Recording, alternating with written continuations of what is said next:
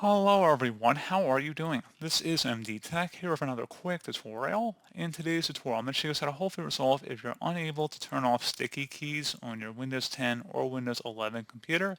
So this should hopefully be a pretty straightforward process here, guys. And without further ado, let's go ahead and jump right into it. So all you have to do is open up the search menu and type in settings. Best match should come back with settings. Go ahead and open that up. On the left side, you want to select the accessibility option. So go ahead and left click on that. And then on the right side, you want to scroll down underneath interaction and select keyboard.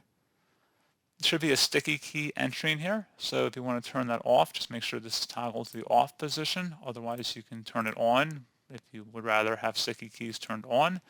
So pretty straightforward process on that, guys. You may also want to turn the filter keys on or off as well to match whatever your sticky key selection is.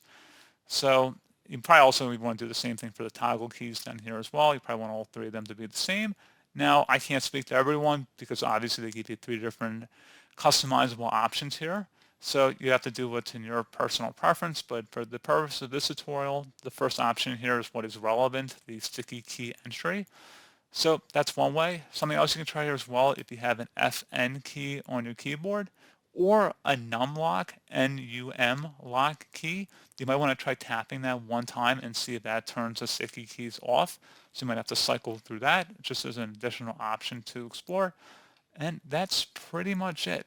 So as always, thank you guys for watching this brief tutorial. I do hope I was able to help you out, and I do look forward to catching you all in the next tutorial. Goodbye.